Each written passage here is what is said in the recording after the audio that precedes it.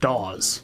LA-based brothers Taylor and Griffin Goldsmith are back with their new, aptly named record, Oh Brother, a collection of 9 songs that begs the question, is this the end of Dawes as we know it?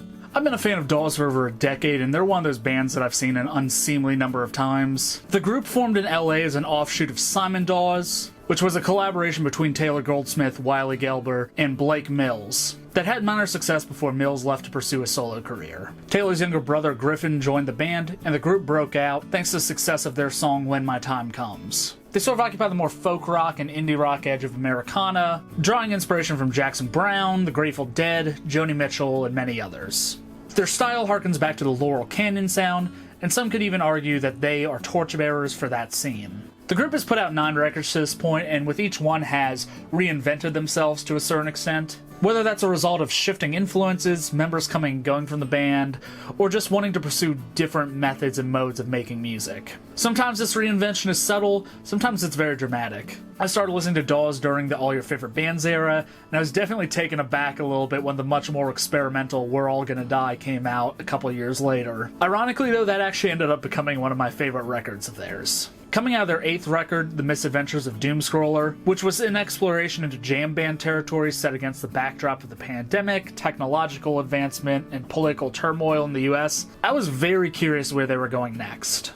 And instead of looking outward toward larger societal issues, Oh Brother turns inward. Last year, Dawes underwent some pretty dramatic changes. Founding bass player Wiley Gelber left the band, leaving brothers Taylor and Griff as the only remaining original members.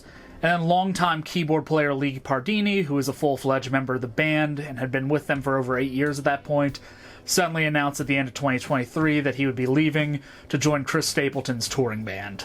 This left the future of Dawes pretty uncertain, and in response to these lineup changes, Taylor and Griff went back to basics. Oh Brother was produced somewhat organically, coming together across several sessions at producer Mike Viola's house. It seems like they weren't originally planning on recording an album and just kind of found it along the way. Taylor has documented this process pretty well on the band's Substack page, where he posted up behind-the-scenes insights, demos of the album being produced, and other material around the journey to creating the album. If you're a super fan, it's worth following along. They put some interesting behind-the-scenes content there. This production approach lent itself well to the vampy, simple, and arguably kind of lo-fi sound that's present across this album. Sonically, the album focuses on Taylor and Griffin's vocal harmonies, and is very guitar and drum driven. But with that said, it's a bit more toned down and minimalistic than an album like Doomscroller, and I think as a result the album runs into a problem where it kind of sounds like wallpaper at times, when the lyrical content can't shine through the more down-tempo style.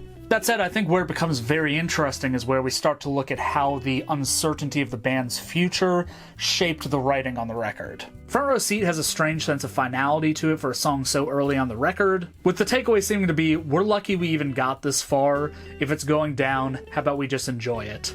The same can be said for the song Surprise, which opens with the line, once the gatekeepers decide we would fade into the crowd. You can't get more on the nose than that. Surprise also utilizes a very direct reference to Dylan Thomas's Do Not Go Gentle Into That Good Night, which implies to me that they now see themselves as fighting on against an inevitable demise. There are a lot of ruminations on this record about the music industry and where Dawes sees themselves within it. There's too many references to this to really note, but I think it really sticks out in the game, which tells the story of how someone attains success in the music industry and the toll it takes on them personally. I also think that the character in Hilarity Ensues, who thinks he's talking to God, note, thinks, is also a reflection of the way the music industry can be predatory towards young, desperate artists who are trying to make a name for themselves. To me though, the standout song on the record is The King of Never Wills, which continues along this thread. The song is a reflection of a mentor or peer who's being unrealistic with themselves about where they are in the world and in life. They're basically a has-been who can't admit that their best days are over. And this person's unwillingness to accept their fate is causing them to behave coldly and awkwardly to the people around them and putting a strain on their relationships. And in addition, the narrator of the song finds himself wondering if that is the fate that awaits him as well. He says, "But when I look in the mirror, yours is the face that I see."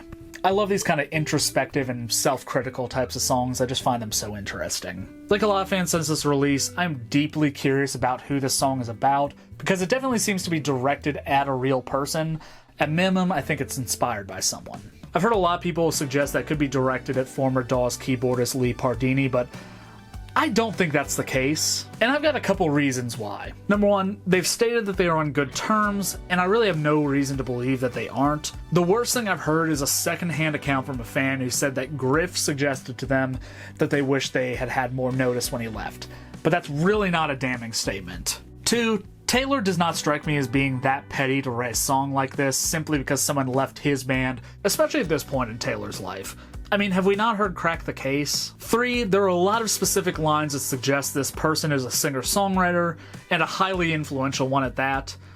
The line, "You're a fixture at all open mics," could not possibly be in reference to Lee Pardini. Number 4, and arguably the most important one, they performed this song back in early 2023 when Lee was still in the band. And I have a few personal theories about who this song could be about, but I'm not gonna stir the pot on that, because they're mostly based on loose connection and vibes. But I'm certain this song is not about Lee, it just doesn't make sense to me. Alongside the more introspective material, this album has a lot of fun moments. The opening track, Mr. Los Angeles, is full of cheeky one-liners and funny details about archetypal figures that tend to live in LA, references to drugs and partying, spiritual awakenings, new age medicine, actors booking commercials, and my favorite, a guy who refuses to name his kids because he needs their consent, which is exactly the kind of really out there belief that us who don't live in California kind of associate with the West Coast.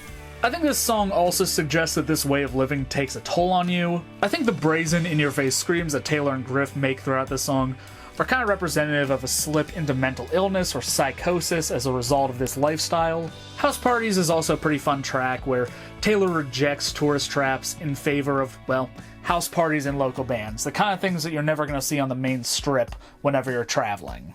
It's not super deep, but it's a fun listen and easy to sing along to.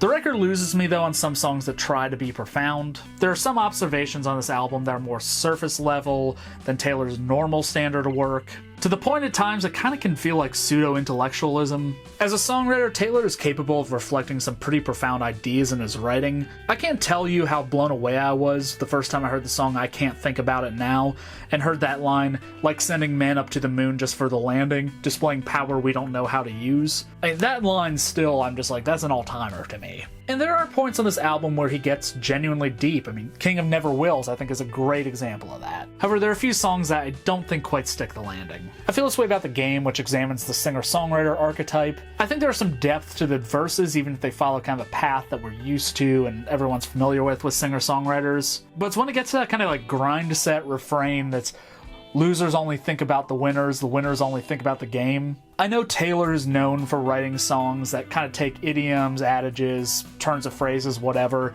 and fleshing out a whole world behind them, but to me, this one just did not connect. I just think the way the verses and the refrain intersect it doesn't work for me. Worse than that, though, is the album's closing track, Hilarity Ensues. I'm really torn on this song. I personally think it's trying far, far too hard to be profound. The ruminations on the monotony of life and the nihilistic point of view feel very played out, and I just don't think it's anywhere near as deep as it presents itself. On the other hand, though, it does kind of have a Warren Zevon vibe to it. There's definitely some influence there, and a little part of me wants to like it for that reason.